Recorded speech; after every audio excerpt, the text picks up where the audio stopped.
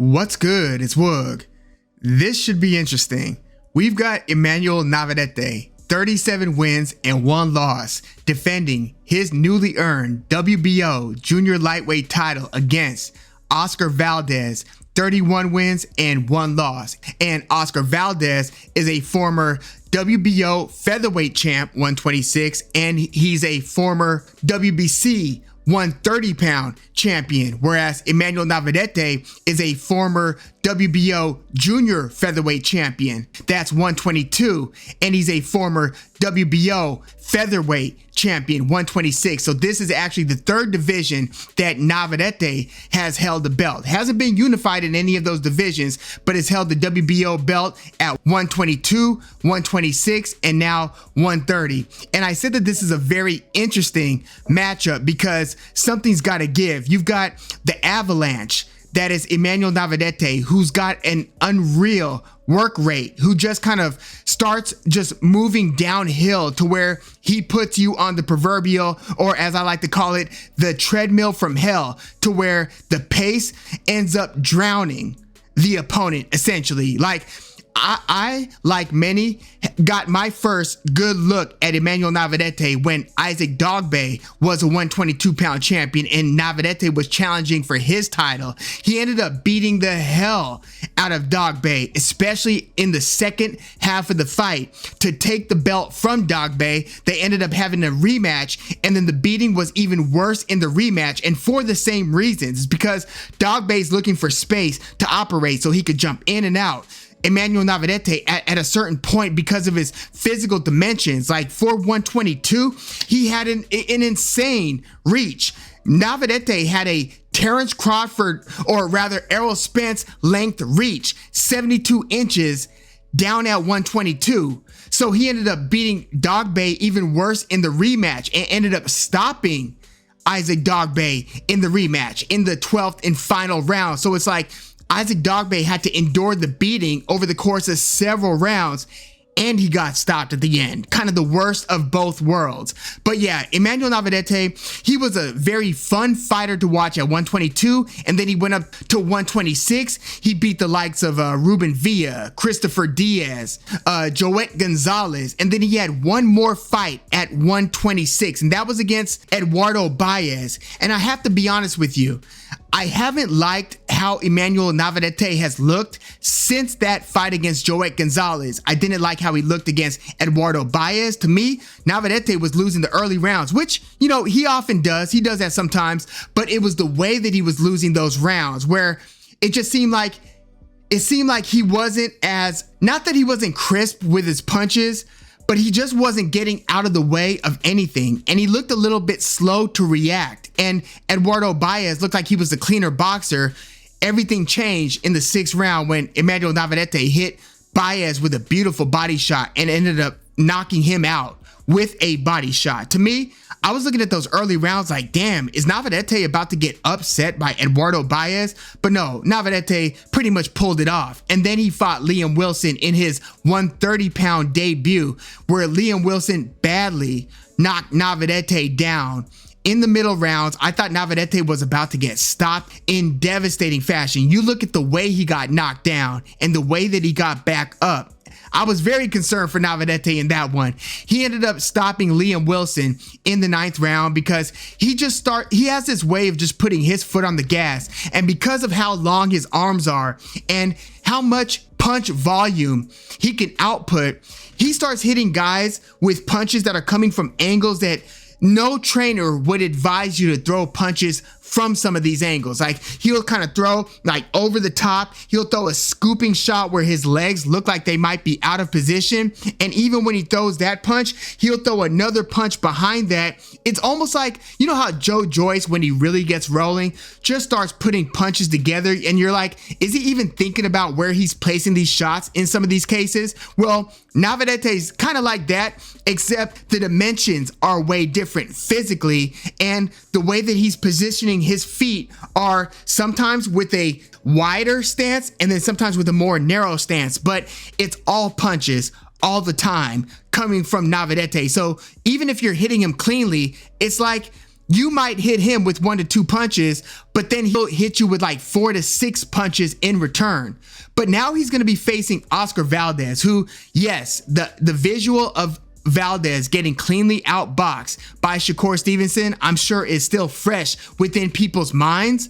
But Navarrete is nothing like Shakur Stevenson. And quite frankly, like, I kind of wish Navarrete was still down at 126. One, because of all the interesting matchups we never got that you can make between Navarrete and others at 126. But also because I look at Navarrete's physicality at 130 and I see a lot more pudge around his belly area, where I'm just like, are the same Navarrete-like things gonna work against the elite at 130 in the way that they did at 122 and 126? Like, you know, the way that he beat Joet Gonzalez was more so attrition, but nobody really stops Joet Gonzalez, you know? But Navarrete in that fight absorbed a ton of punches, as well as obviously dishing out a ton of punches.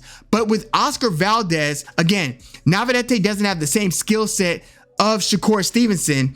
And even Robson Conceição, if you look at his style of fighting, it didn't go well for Valdez. Yes, he got the unanimous disputed decision against Conceição, but even in Valdez's last fight, Adam Lopez, Blue Nose, who kind of has the reputation of being a bit of a brawler, right? Like, you've seen some of Adam Lopez's fights where you're like, oh yeah, he likes to mix it up. But the way that Lopez fought Valdez was on the back foot, almost like Adam Lopez was studying what worked well for Conceição and what worked well for Shakur Stevenson, and try to employ that game plan. And to his credit, he went the full 10-round distance against Valdez. But that back foot style fight is what gives a short-armed fighter like Oscar Valdez some issues, because now he's having to come hunt you down. Whereas if you look at the way that Miguel Berchelt fought Oscar Valdez, and pretty much Valdez's crowning achievement, remember he was a big underdog against the then champion WBC 130-pound champ Miguel Berchelt. It ended up resulting in one of the upsets of the year. It wasn't a huge upset, but it was a significant upset given the reputations of the fighters going into that fight, because we had seen Valdez have trouble and have life and death fights with Adam Lopez, where he got dropped in the early rounds, ended up stopping Lopez in their first fight. He's fought Adam Lopez, Blue Nose, twice, but in the first time they fought in 2019, Oscar Valdez did knock Adam Lopez out in the 7th round, but it was a tough fight up until that point. Same thing with Scott Quigg. Valdez broke his jaw. Valdez's jaw was broken against Scott Quigg. That ended up being an absolute brutal fight back in 2018. So people didn't really think Valdez was going to beat Miguel Berchelt.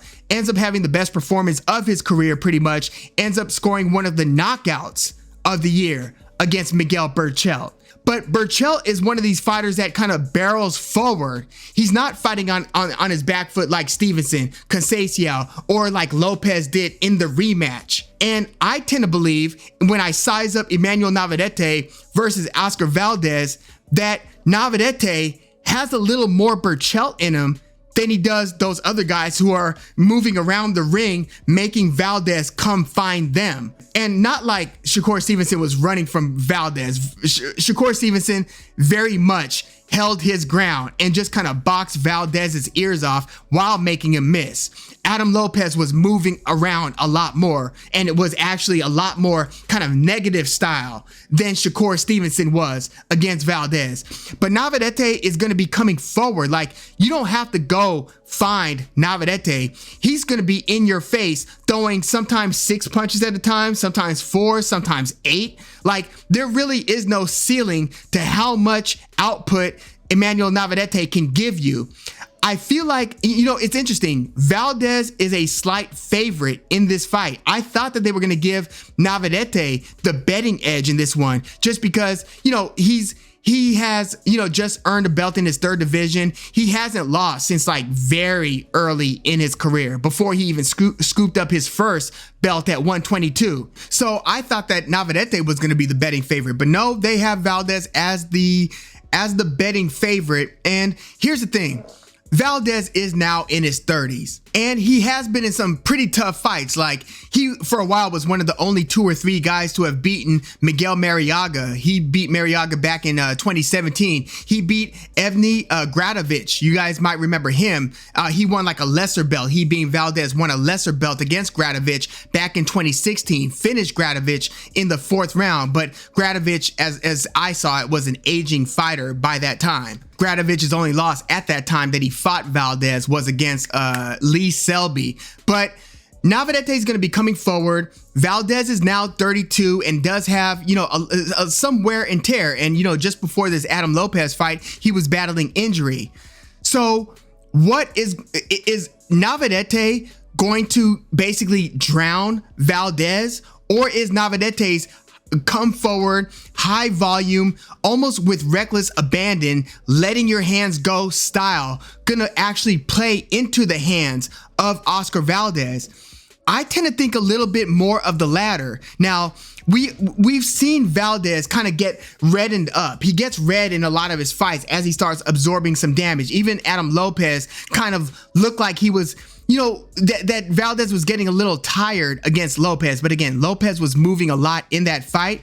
But Valdez has a very good jab, and I think that his jab is actually a little underrated because of how hard his left hook is. People focus on the hook, they don't really focus so much on the jab.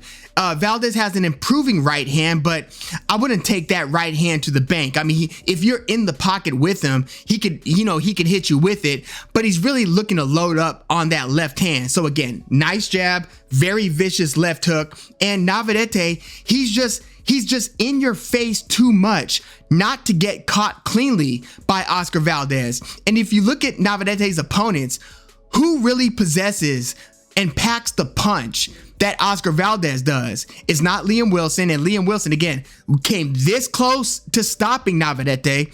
It's not Eduardo Baez, not Joet Gonzalez, not Ruben Villa, not Christopher Diaz, not Isaac Dogbe, and so forth. None of these guys pose the punch-by-punch threat to Navarrete that Oscar Valdez does. And I don't expect the leopard to change his spots and all of a sudden Navarrete to start fighting a defensively responsible, let me work behind a jab and pick my spots style fight. I don't think he's going to do that. And to me, that's the playbook, the recipe to beating Oscar Valdez. I think that Navarrete actually plays into Valdez's style on this one. I think he's going to get caught cleanly.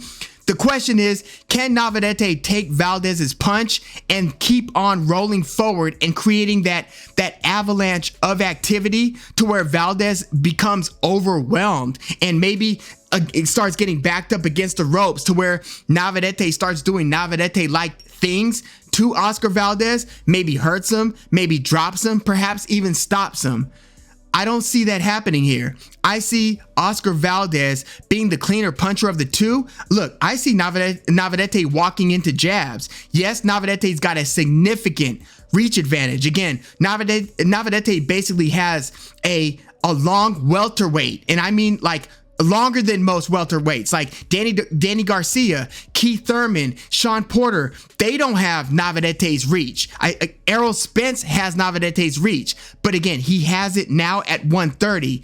I'm just not sold that Navarrete's bag of tricks, like what works well for him, his ingredients, I don't know if they're going to work as well at 130 as they did at 126 and 122, but I do know that Oscar Valdez is still a puncher at 130, even though he's been a belt holder at 126. I think that Valdez is going to be the harder puncher between the two. He's definitely going to be the crisper puncher. I could see Navarrete winning some rounds against Valdez because of his activity, but I think it's going to catch up with him. And I think that Valdez is going to hurt Navarrete. Again, the question is, can Navarrete then recover in the way that he recovered against Liam Wilson and then still continue with the downpour of activity? If he can, and if he can do that for the duration of the fight, Navarrete wins this one, probably by decision. But I'm actually going to go with Oscar Valdez dropping Navarrete at some point and maybe not stopping Navarrete, But again, I do think that he's going to drop him, maybe even multiple times. Again, Navarrete's response to getting hit and dropped is to still come forward and keep on doing Navarrete types of things.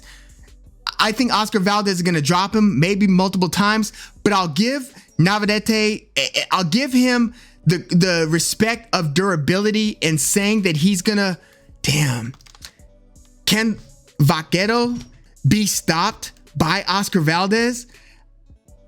Yes, he can be stopped, but I think he's going to go the distance, and I'm going to pick Oscar Valdez to win a close decision where Navarrete wins a few rounds, but maybe the knockdown is the difference. This is going to be a very interesting one. I'll be really curious to see how Navarrete handles Oscar Valdez's selective punch output and power, because Navarrete is going to look like the bigger guy, I believe, in the ring. He's 5'7" to Valdez's 5'5", and again, 72-inch reach to a 66-inch reach. That is significant, but Navarrete keeps on coming in, and I just think that he's going to line right up with that left hook. He's going to get caught badly, but I think he's going to go the distance.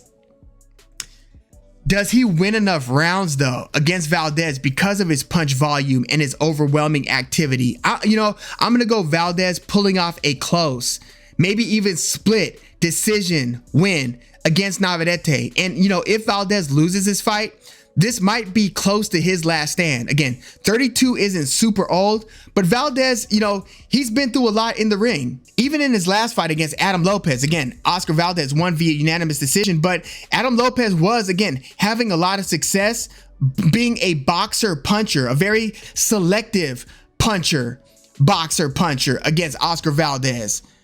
Navarrete is going to hit Valdez a lot. I just think that Valdez is going to hit him with the cleaner shots. But damn, it's almost like if you don't put Navarrete away, it's very hard to win a decision because of his punch output. Damn, you know what? I'm actually going to switch it up here. I think Valdez is going to get the stoppage over Navarrete. It's also possible that Navarrete is just growing into the division, and maybe, who knows, maybe Navarrete looks better in this fight against Valdez than he did against Liam Wilson, or than he did even at 126 in his final fight there against Eduardo Baez. Maybe Navarrete just needed to take some time to grow into 130, but I tend to think that his attributes aren't gonna transition super well at 130, and I think that Valdez, to win this one, might need a stoppage. And yeah, I'm gonna go with Valdez via late round stoppage over Navarrete. Wow, that would be something to see. That would be a sight to see if Valdez stops Navarrete. But yeah, I'm gonna go with that in this one. Again, it's very possible that Navarrete can overwhelm Valdez and win a decision, but I'm gonna go with the hard-hitting, selective puncher who's gonna be the crisper puncher between the two, who again has an underrated jab that I think Navarrete is going to keep on moving into. I think Valdez is going to be popping Navarrete with that jab, and I think that he's going to eventually stop him. But yeah, let me know what you think about Navarrete versus Oscar Valdez. Again, I think that this is a very compelling matchup, and it's been very under the radar because of the super fights that we've been getting in recent months between, obviously, the granddaddy of them all, Errol Spence versus Terrence Crawford. We've gotten Devin Haney versus Lomachenko, Josh Taylor versus Teofimo Lopez, Tank Davis versus Ryan Garcia. A lot of other pretty good fights like this one have kind of gotten buried a bit. But yeah, don't sleep on Emanuel Navarrete versus Oscar Valdez. Again, I'm taking the challenger in this fight to then become a two-time 130-pound belt holder. I'm going with Oscar Valdez via late stoppage over Navarrete. And Navarrete, it has been one of my favorite fighters to watch in recent years. Basically, ever since those back-to-back fights with Isaac Dogbe, I've looked at Navarrete as being must-see, just because you don't get them like that, where they're built like that with that kind of weird reach at that low of a weight class, with that type of unrelenting punch output where it looks like an absolute nightmare for the opponent. So yeah, it's gonna be something else if my suspicion that Valdez pulls this off via stoppage comes to fruition, because again, I like watching Navarrete fight a lot. But let me know what your thoughts on Navarrete versus Valdez are in the comments. And please like the video, subscribe to the channel if you are into the fight talk. I'm Woog. Thanks for tuning in.